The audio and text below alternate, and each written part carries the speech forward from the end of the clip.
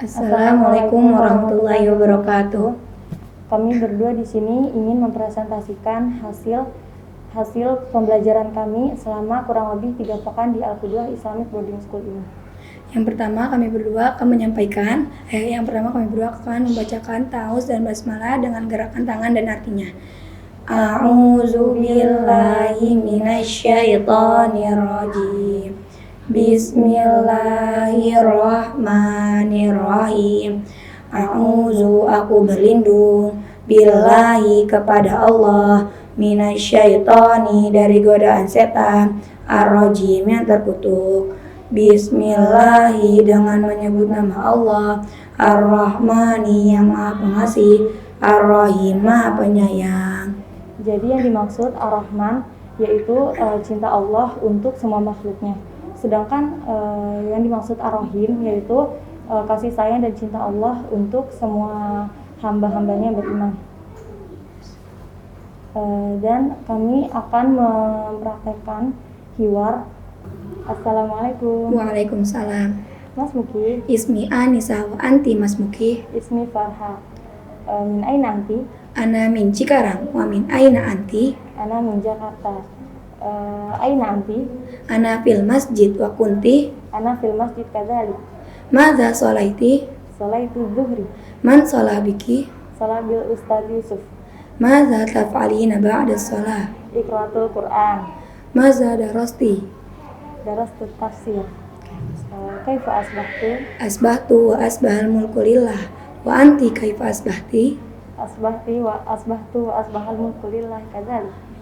Ayu yaumin hadza? Haza yaumul jum'ah. Ayu yaumul ghadan? Ghadan yaumus sabt. Ayu yaumul amsi? Amsi yaumul khamis. Man bidakhil? Ana Anisa. Bisu ya Anisa. Ladatan isbiriya Farha. Kita sebagai pemuda, sebagai generasi penerus bangsa, kita harus mempunyai cita-cita yang tinggi. Dan di sini visi saya sebagai YouTuber dan entrepreneur, hafiz Quran 30 juz mungkin insyaallah. Dan misinya itu untuk mencapai itu semua kami mempunyai misi yang pertama itu kami mentuntaskan hafalan 30 juz Al-Quran kami di Al-Qudwah ini dan menghafal sedikit demi sedikit kosakata bahasa Arab, bahasa Inggris dan bahasa Korea. Dan dilanjut dengan teman saya. Visi saya adalah seorang YouTuber dan pengusaha sukses internasional yang dermawan. Dan misi saya adalah kuliah S1 di Ummul Qura, kuliah S2 di Harvard, dan S3 di Turki, dan saya belum tahu nama universitasnya. Yang kedua, menguasai bahasa Inggris, Arab, Jepang, dan Korea dengan cara setiap harinya menghafalkan 35 kosakata atau 35 percakapan di masing-masing bahasa, Arab, Inggris, Korea, dan Jepang. Dan yang ketiga, membuat channel YouTube Anissa Nabila Official dengan tema menyampaikan ilmu Islam yang saya ketahui. Yang ketiga, membuat usaha di bidang jasa dan sewa. Nah, sebagaimana seperti kita ketahui, Islam itu agama atau cara hidup yang disebut way of life. Kenapa bisa disebut cara hidup? Karena Islam itu mempunyai banyak aturan. Dari hal kehidupan sekecil apapun, Islam mempunyai aturan. Contohnya pada saat makan, kita diajarkan dalam Islam itu makan gak boleh berdiri kan. Terus makan juga harus baca doa dan tidak boleh berdiri. Nah, itu contoh yang sangat sering kita lakukan sih itu biasanya. Dan Islam juga mengajarkan kepada kita pendidikan. Untuk menggapai sebuah pendidikan atau pembelajaran, terlebih dahulu kita harus berniat. Dan niat di sini ada 4. Yang pertama yaitu niat karena Allah. Yang kedua, niat untuk menghilangkan kebodohan. Yang ketiga, niat untuk menegakkan agama Allah, yaitu agama Islam. Dan yang terakhir adalah niat mensyukuri nikmat Allah yang telah diberikan kepada kita hambanya. Lanjut ke poin pendidikan. Pendidikan yang Nabi Muhammad ajarkan adalah Al-Fatih. Al-Fatih adalah Al-Fatih yaitu penakluk atau pemenang. Jadi Nabi Muhammad nggak mau kalau misalkan umatnya itu bodoh. Nabi Muhammad mau itu umatnya itu cerdas agar bisa menjadi penerus bangsa yang cemerlang gitu. Dan saya teringat kisahnya Muhammad Al-Fatih. Saya akan bercerita sedikit mengenai kisahnya Muhammad Al-Fatih. Jadi Muhammad Al-Fatih adalah gelar atau nama sebutan beliau setelah beliau menaklukkan Konstantinopel. Nama asli beliau adalah Sultan Mehmed II. Jadi bangunan Konstantinopel ini sudah dibangun sejak 1000 tahun yang lalu oleh orang Kristen Ortodoks Bizantium, dan sudah banyak orang yang menaklukkannya tetapi tidak berhasil. Dan Muhammad Al-Fatih inilah yang berhasil menaklukkan bangunan Konstantinopel ini. Nabi Muhammad juga pernah memprediksikan, lebih tepatnya itu pada saat perang Khandaq, Nabi Muhammad memprediksikan bahwa bangunan Konstantinopel ini akan ditaklukkan oleh orang yang keimanan itu sangat kuat dengan mengerjakan amalan-amalan sunnah beliau. Tetapi beliau tidak menyebutkan namanya siapa, dan tapi yang dimaksud di sini ialah Muhammad Al-Fatih. Muhammad Al-Fatih ini pantas mendapatkan kemenangan tersebut karena memang saat kecil beliau sudah membuat rancangan, sudah membuat strategi bagaimana caranya agar bisa menaklukkan Konstantinopel ini. Jadi pada saat umur beliau 17 tahun, saat masih remajanya, beliau mampu menaklukkan Konstantinopel ini dengan beberapa cara yang orang lain belum pernah coba sebelumnya. Dengan pasukan yang kurang lebih 250.000 pasukan dan 70 kapal, mereka semua berhasil menaiki ke atas puncak menara itu dalam waktu kurang lebih satu malam. Dan untuk mencapai itu semua, saat Muhammad Al-Fatih sudah balik, beliau mengistiqomahkan amalan-amalan sunnah Nabi Muhammad, yaitu sholat tahajud. Beliau tidak pernah meninggalkan itu.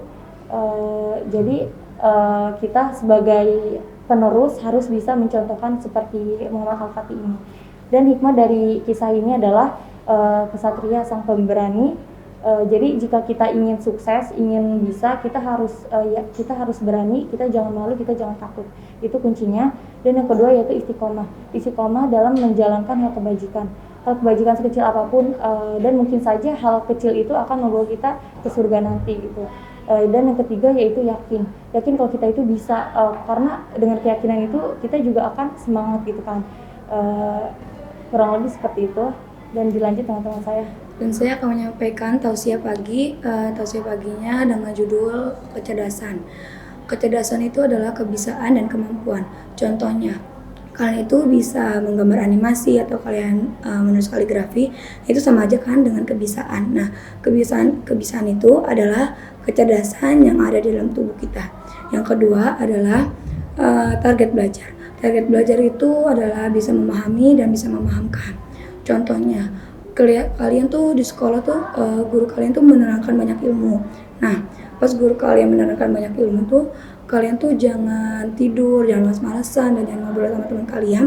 Kalian tuh pas guru kalian menerangkan banyak ilmu tuh, justru kalian harus mendengarkannya dengan baik dan harus mencoba menjadi pendengar yang baik. Nah, itu yang dimaksud memahami dan memahamkan. Contohnya itu, kalau guru kita menyampaikan ilmu yang banyak atau ilmu yang dikit tuh, ilmu guru kita tuh kita sampaikan aja lagi kepada orang lain agar pahala jariahnya ngalir terus, dan itu yang dimaksudkan dengan memahamkan.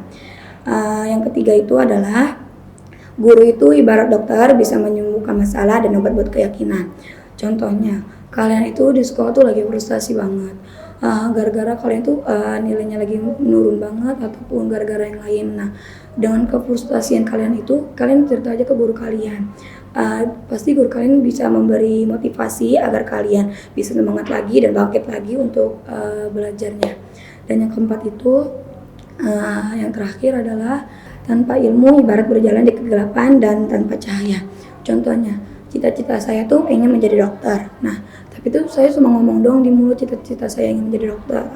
Nah, kalau misalnya cita-cita saya ingin menjadi dokter, harusnya tuh saya berusaha gimana caranya untuk menjadi dokter yang sukses. Nah, entah kita sekolah kedokteran atau kuliah kedokteran. Nah, ini tuh saya tuh cuma ngomong doang di mulut ingin menjadi dokter, tapi tuh saya cuma di rumah untuk main HP doang, nonton TV doang, itu sama saja dengan membatalkan impian saya yang ingin menjadi dokter. Dan saya akan menyampaikan sedikit ilmu pembelajaran nausorof.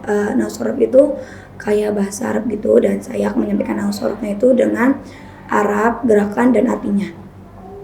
As-sama mumtirah, Langit itu mendung, al-hadiqatu jamilah, taman itu indah, yanqati'ul mataru, hujan itu berhenti, tatlu'u syamsu, matahari itu terbit, tasiru sufunu fil bahri, kapal-kapal itu berlayar di laut, yasiru sahabu, awan itu bergerak.